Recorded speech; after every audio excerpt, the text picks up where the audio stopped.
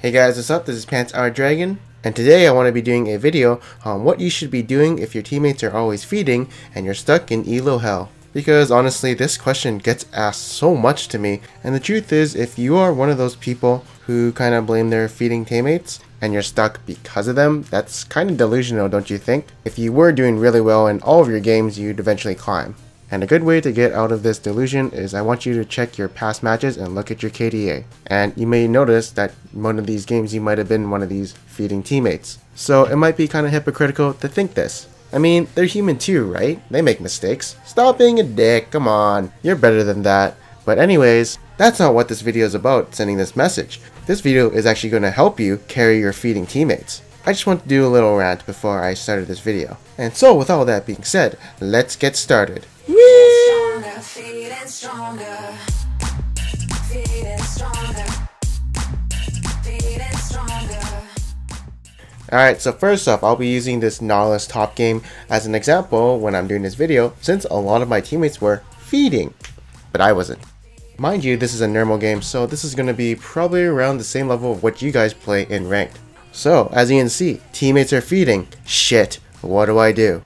Well, honestly, just keep playing and see what happens, because throws and lower elos and all that happen so much. So anything can happen. Just keep playing your lane and keep winning it or whatever, and soon enough, you'll be the fed guy with feeding teammates. And this is probably where you're stuck. Luckily, I have all the answers to your questions. And the first step I'm going to give you, put a big emphasis on it because it's probably going to be the most important one.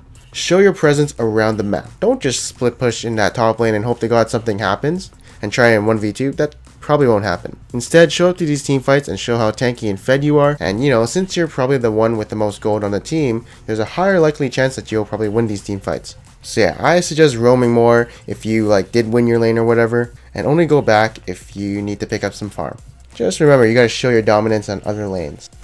It's very unlikely that your feeding teammates will have a comeback. I mean, the enemy is stronger, right? So they probably won't win a 4v4 for instance, but if you're there, it's probably got a better chance of winning the team fight, right? I think so. So why not do so? Option 2, the opposite, where you just stay top lane and keep killing your laner over and over. Hey, that's a pretty good option too, if you can kill them.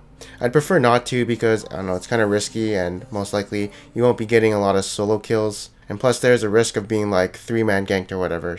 Unless you have teleport, then you can keep going. So in my opinion, just group up with your friends and team fight with them. Otherwise, tell them to not team fight with you not there, because they'll probably lose if you're not there, so yeah. They better not fight without you, because you're the carry, right? And you got all that power.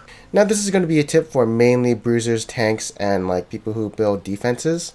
But basically analyze the enemy team, see who has the most kills or items or whatever. In this case it's going to be Tristana, and I see she's mega fed. And so what I do as a tank is buy Thornmail as fast as I can. This way, even if I am 10 kills down on her, if she still attacks me, she's gonna kill herself. And so basically, I'm just hard countering her with just this item. So just try to itemize against the enemies who are fed. And also try and focus them, right? You don't want them killing your teammates. Or at least try and zone them.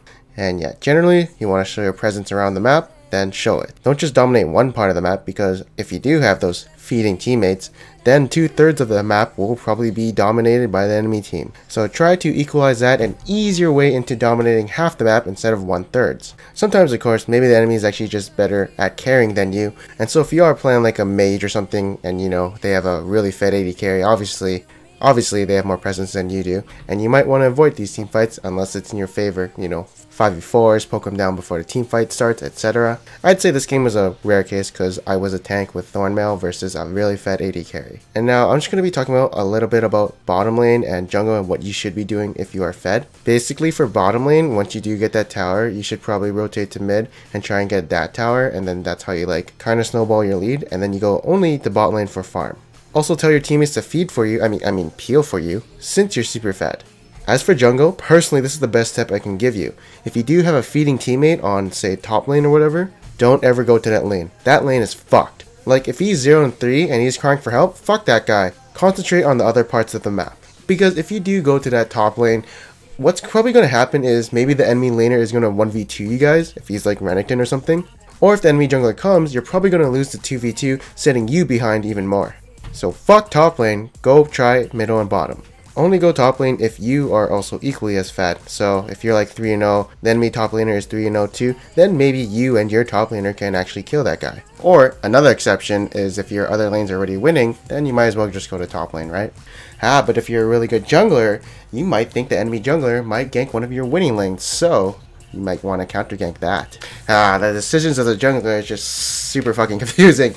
So play something like AD carry. Unless you like PvE aspect, then that's the funnest part. Anyways, as for mid lane, I think you just get kills around the map top and bottom, but I'm not sure. But if this situation happens to you where the enemy starts playing ARAM and you have 2 lanes who lost and you're the only tower that's left in mid lane, I think you just have to wave clear middle and stall the game. Yeah, that sounds like a solid plan. I think that's about right. Just let your teammates farm up and hope to God your team scales better than the other team. Hey guys, there's videos up there guys. Bye guys. I don't give a fuck. I don't give a fuck. I don't give a fuck.